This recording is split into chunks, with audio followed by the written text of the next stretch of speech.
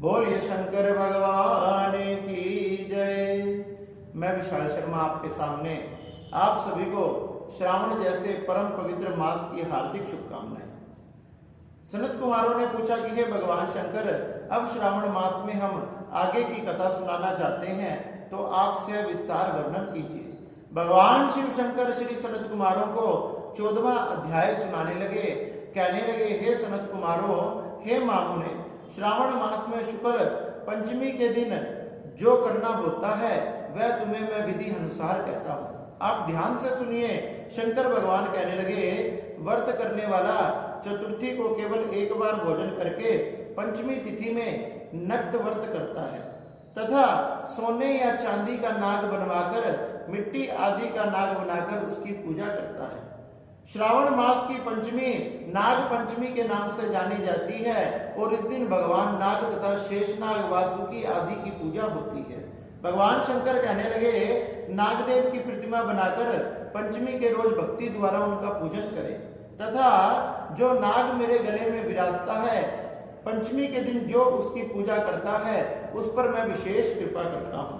दीवार पर या दरवाजे के दोनों तरफ गोबर का फन वाला सांप बनाए, इससे भगवान शंकर बड़े प्रसन्न होते हैं। चंपा आदि सुंदर पुष्पों से उनकी पूजा करे, गंध अक्षत आदि उनको समर्पित करे, धूप दीपक आदि जलाकर उनकी पूजा करे। भगवान शंकर कहने लगे, इस दिन जो ब्राह्मणों को शुद्ध घी के लड्डू तथा खीर आदि बनाकर उनको भेंट करता है, उनको भोजन करवाता है, उस पर मैं बड़ी कृपा करता हूँ। क्योंकि सर्प भगवान को, सर्प देवता को दूध खीर आदि बड़ी प्रिय है, इसलिए भगवान शेषनाग तथा सर्प का ध्यान करके जो इस दिन ब्राह्मणों को सुंदर दूध खीर तथा लड्डू आदि का पान करवाता है उस पर मैं बड़ी कृपा करता हूँ। भगवान शंकर कहने लगे, शेषनाग भगवान का पूजन करते हुए हमें अनंत, वासुकी, शेष, पद्मनाभ, कंबल, ककोटक, अश्व, धृतराष्ट्र, शंखपाल, कालिय तथा तक्षक, ये सब नागों के नाम हैं। इन नागों का नाम का उच्चारण करना चाहिए। कहने लगे कि जो इस प्रकार से उच्चारण करता है उस पर शेषनाग भगवान अत्यधिक कृपा करते हैं। यह समस्त पृथ्वी को भगवान शेषनाग ने उठाया हुआ है। शेषनागों के फन पर ही यह समस्त तथा पृथ्वी ब्रह्मांड टिका हुआ है। उन शेषनाग भगवान की पंचमी को पूजा करने से भगवान अत्यधिक प्रसन्न होते हैं। कहने लगे, हल्दी तथा चंदन से दीवार पर उनकी पूजा करे तथा नाग माता कुंद्रू को भी बनाकर उनका पूजन करें, फूल आदि समर्पित करें। ज्ञानी जन साधक नाग देवों का पूजन करके बरबूर, घी, चीनी सहित दूध पिलाकर उसे रोज ब्राह्मण आदि को दान करते हैं। कहने लगे, अगर आपके नगर में, आपके गांव में कोई सर्प का बिंबा बना हुआ है, कोई बिल बना हुआ है, तो उस पर जाकर सर्प देवता का ध्यान कर दूध आदि समर्पित करना चाहिए। नहीं तो भगवान शिव शंकर के सिर में, जो गले में भगवान शेषनाग विराजमान है, उन्हीं के ऊपर हमने दूध आदि समर्पित करना चाहिए। इससे भगवान अत्यधिक प्रसन्न होते हैं। कहने लगे, भक्ति के द्वारा दूध का पायस बनाकर तथा भुना हुआ चना, धान का लावा तथा भुना हुआ जौ नागों को समर्पित करें। आप इन चीजों का ही भोजन करें, बच्चों को भी यह दें। ऐसा करने से लड़के के दांत मजबूत होते हैं, बच्चों के दांत मजबूत होते हैं। बॉम्बे आदि के नजदीक जाकर या भगवान शंकर के मंदिर में जाकर, शिवालय में जाकर भगवान शिव के सामने बैठकर नाना प्रकार का कीर्तन करना चाहिए।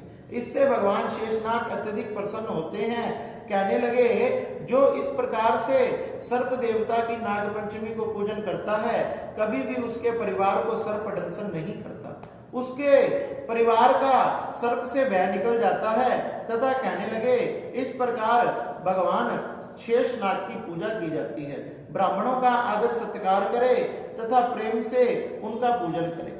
जो पंचमी में ब्राह्मणों का पूजन करता है वो साक्षात शेषनाग की पूजा करने का फल प्राप्त कर लेता है। कहने लगे, इस प्रकार से किसी भी ब्राह्मणों को तथा साधु संत सन्यासियों को आप सर्प देवता के निमित्त भोजन करवा सकते हैं, दान कर सकते हैं। कहने लगे, जो प्राणी धन की कृपणता को त्याग कर भगवान शेषनाग का, वासुकी का पूजन करता है, उनके घर में कभी भी धन की कमी नहीं आती। तथा कहने लगे, जिस प्रकार एक सर्प देवता कुंडली मारकर धन के कलश पर बैठे रहते हैं, उसी प्रकार से ये वासुकी, ये शेषनाग भगवान आपके घर की धन की रक्षा करते हैं, इसमें कभी कमी नहीं आने देते। कहने लगे, जो प्राणी नागों के स्वामी शेष तथा वासुकी की पूजन करता है, वासुकी जो भगवान शंकर के गले में विराजमान है तथा शेषनाग जो भगवान नारायण की शैया है, इस प्रकार से जो भगवान नारायण तथा शंकर भगवान का ध्यान कर कर शेष तथा वासुकी की पूजन करते हैं, भगवान हर तथा हरि दोनों उन पर कृपा करते हैं। भगवान नारायण सदा सदा शिव शंकर उन पर सदा कृपा करते हैं, उनके घर में कभी भी अन्न तथा धन की कमी नहीं होने देते। इस प्रकार से श्रावण मास के पंचमी के रोज भगवान शेषनाग का पूजन करना चाहिए तथा प्रार्थना करनी चाहिए कि हे भगवान, हे नारायण, हे शंकर भगवान, हमारे द्वारा की हुई इस पूजा से आप भी प्रसन्न हो जाएं तथा हमें सभी कष्टों तथा संकटों से निवृत्त करा के हमें अपना आशीर्वाद प्रदान करें। इस प्रकार से जो भगवान शंकर के चरणों में ये प्रार्थना करता है तथा पूजा करता है तथा नारायण भगवान से प्रार्थना करता है, भगवान शेषनाग उसके परिवार की रक्षा करते हैं। जिस प्रकार से द्वारका की रक्षा सुदर्शन चक्र और शेषनाग किया करते थे, उसी प्रकार से शेषनाग भगवान आपके वंश की रक्षा करते हैं। इसलिए श्रावण मास में नाना प्रकार से पंचमी के दिन भगवान शेषनाग, वासुकी नाग आदि का पूजन किया जाता है। जो इस प्रकार से पूजन करता है, भगवान शंकर तथा नारायण कहते हैं, वो मेरा प्रिय हो जाता है तथा वो सदा सदा के लिए शिवलोक तथा वैकुंठ लोक में वास करता है। इसलिए हे सनत कुमारों, श्रावण मास के पंचमी के रोज भगवान श्री शेषनाग का पूजन करना चाहिए तथा उन्हीं का पूजन करते हुए भगवान शिव के नाम का कीर्तन करते हुए उन्हें प्रसन्न करना चाहिए। इस प्रकार से भगवान शंकर ने ये सनत कुमारों को श्रावण मास की नाग पंचमी की बड़ी ही सुंदर कथा सुनाई और सनत कुमार ये सुनकर बड़े ही प्रसन्न हो गए और भगवान शंकर की जय जयकार करने लगे। बोलिए शंकर भगवान की जय, बोलिए नारायण भगवान की जय। नमः पार्वती नमः।